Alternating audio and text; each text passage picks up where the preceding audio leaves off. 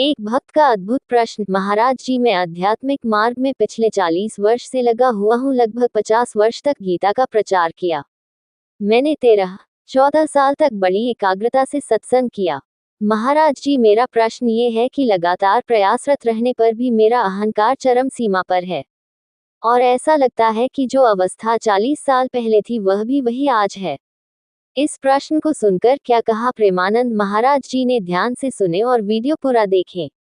आपका नाम जब जितना जोर का नाम अंदर से सुमिरन चलेगा तो ये झूठा जो शरीर का खेल है, संसार का खेल, जब तक ये सत्य भाषित होता रहेगा तब तक ज्ञान कैसा, तब तक भक्ति कैसी है। तो नाम जप में शिथिलता रही है। देखो, हम आपको बताएं, गीता जी कंठस्थ कर लेना और गीता जी का प्रचार करना, ये दो बातें अलग हैं। और गीता जी को पीना, आचरण में उतारना, वैसे चलना, ये बात अलग है। देहाध्यास का नाश गीता जी के पीने से होगा। गीता अमृत का पान करोगे तो पान करना बड़ा कठिन है, दूसरे को उपदेश दे देना सरल है, कंठस्थ करके सुना देना सरल है, लेकिन आचरण में उतारना बहुत कठिन है।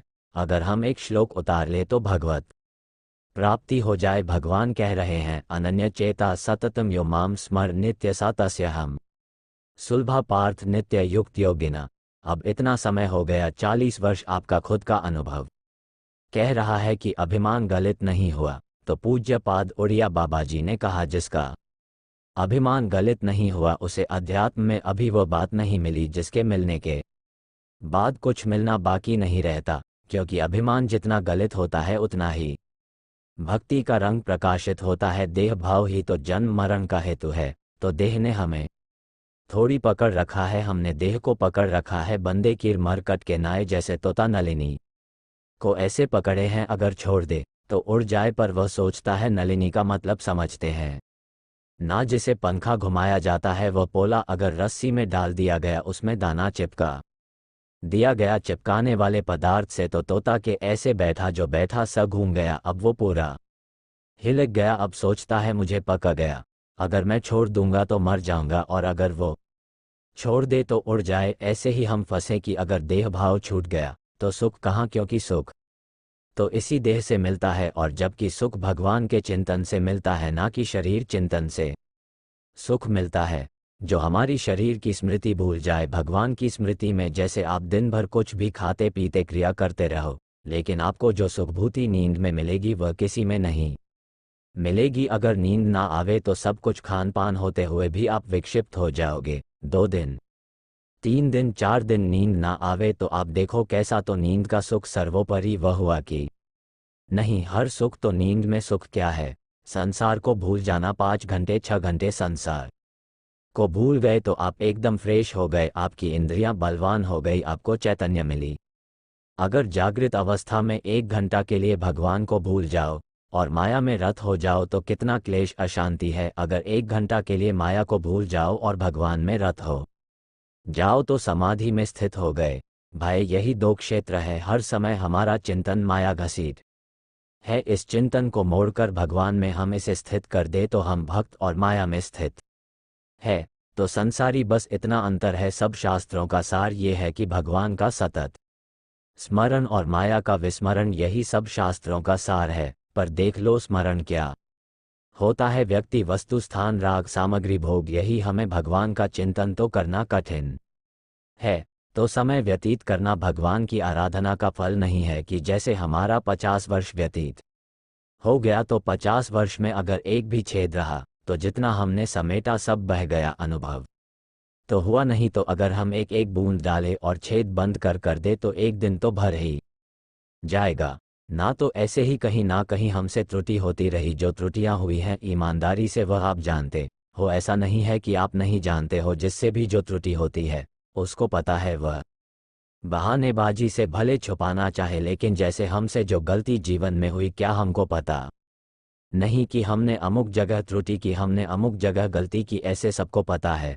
अगर उन जानी हुई गलतियों को हम रोक दे तो भी हमारे आनंद का सिंधु उमड़ने लगे। पर हम जानते हैं गलती पर, हमें पता है कि इस गलती में सुख है, इसलिए हम नहीं छोड़ पाते। चाहे व्यसन हो, चाहे वह विचार हो, चाहे कोई गंदी बात हो, चाहे कोई गंदा चिंतन हो, ये संसार में जो हमारा चिंतन जा रहा है उसका एक मूल कारण सुख मिलेगा। एक कारण है, आप देख लीजिए, अगर यह आंतरिक बातें ठीक कर ली जाए तो पूरी गीता जी को आप पढ़ करके देखिए, कहीं भी कुछ मांग नहीं है, कहीं कोई मांग नहीं है। एक मांग भगवान की है, केवल वह ये नहीं कहे कि मेरे लिए मंदिर बनवाओ, मेरे लिए आप ऐसा करो, मेरे लिए ऐसा करो। गीता में भगवान कह रहे मन आत्म बुद्धि निवेश, भगवान की मांग है मेरे में मन बुद्धि लगा दो, मेरे में निवास करोगे मन मनाब मद भक्तो आध्या मामन। भगवान घुमा घुमा करके बहुत जगह वर्णन किया, कह रहे कि सर्वधर्मानंद शरणम, कह रहे देवी हेसा गुणमक कुम की जरूरत नहीं है, सांसारिक भोगों की जरूरत नहीं। हम कहीं उल्टा हो गए हैं, हम सुख का हेतु रुपया समझ रहे हैं, सुख का हेतु यश कीर्ति समझ रहे, सुख का हेतु हम कहीं भोग समझ रहे हैं, और बात हम गीता जी की कर रहे हैं। तो गीता जी का जो भाव है वो हमारे अंदर नहीं आ पाएगा। एक श्लोक परम पद प्राप्त करा देगा, गीता जी का एक श्लोक आपको भगवत प्राप्ति करा देगा। गीता जी का कोई एक श्लोक जीवन में आदर्श बना लो कि हमने तो ये श्लोक पकड़ा है। जैसे जब हम बाल्यावस्था से चले तो समस्याएं होती है ना संसार में, अब जैसे गंगा किनारे घूम रहे, कब भोजन मिला ना मिला, संसार का तो बड़ा विचित्र स्वरूप। तो दो श्लोक हमने जीवन में रखे, मात्रा स्पर्शास्तु कौन्तेय शीतोष्ण सुख दुखदा आगमा पाइनो अनित्यास्तास भारत यम ही नवते ते पुरुषम, पुरुष सब सुख दुख समान भाव से। हमने जीवन में दो श्लोक रखे कि जो किसी भी तरह से किसी भी दुख में व्यथित नहीं होता। यमन ते पुरुषम, पुरुष सब सम दुखा सुखा धर्म स्मृतत्वा कमते, वो धैर्यवान पुरुष जो सुख दुख में समान भाव रखता है, अमृत पद का अधिकारी होता है। हे अर्जुन, ये दुख सुख आने जाने वाले हैं, ये अनुकूलता प्रतिकूलता आने जाने वाली, इनको सह जाओ, सह जाने से तुम महान बन जाओगे। दो जहां कष्ट पड़ता, जहां विपरीत आती, दो श्लोक वो आगे बढ़, जहां हमें कष्ट होता था हम गुनगुनाने लगते, मात्रा स्पर्शास्तु कौन्ते शीतोष्ण सुख दुखदा आग माँ पाइनो अनित्स्तास भारत, इनको सहज अर्जुन सहज, ये आने जाने वाले हैं, ये टिकाव नहीं है, यह अभी आए हैं अभी चले जाएंगे। शांत भगवत स्मरण परायण रहो। तो हमें लगता है हमारी जो त्रुटियां हैं उनको हम जानते हैं, जो जानने में आने वाली त्रुटियां उनको त्याग दे तो गीता भागवत संतों का उपदेश हमारे हृदय में प्रकाशित हो जाए। जो अगर त्रुटियां बनी रहे तो जैसे हम छेद वाले पात्र में गाय दहे तो दूध सब बाहर ही निकल जाएगा, अंतर में हमें पुष्ट प्रदान करने वाला नहीं बन पाएगा।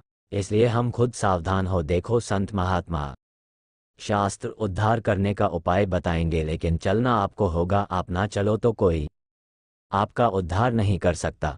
तो अब तक जो गलती हुई उनको देख लो आप, और उनको हटा के एक शब्द में आप आ जाओ, निरंतर नाम जप, क्योंकि अब अवस्था भी वृद्धा, निरंतर नाम जप तो आखिरी श्वास जो भी होगी उसमें नाम चल रहा है, तो भगवत प्राप्ति पक्की। जैसे हमारा अभी बोला राधा हमारे प्राण निकल गए, तो हमें भगवत प्राप्ति पक्की, यह पक्का समझ लो। आखिरी श्वास जब हमारी भी होगी, अगर हम निरंतर अभ्यास कर रहे हैं, नाम का नाम चल रहा होगा, तो हमें भगवत प्राप्ति हो जाएगी। जहाँ अभिमान रहे और चाहे देहा अभिमान चला जाए, अब हमसे इससे मतलब नहीं। अब हमको एक बात पकड़नी है कि नाम ना छूटे। जहाँ नाम में स्मृति रही तो देह भाव अपने आप खत्म हो जाएगा। देह का चिंतन होना ही देह भाव को पुष्ट करना है, और भगवत चिंतन होना ही देह भाव को नष्ट करना है। तो अब आप चिंतन पर ध्यान दीजिए, निरंतर जो नाम प्रिय हो आपको, उस नाम को निरंतर जपे।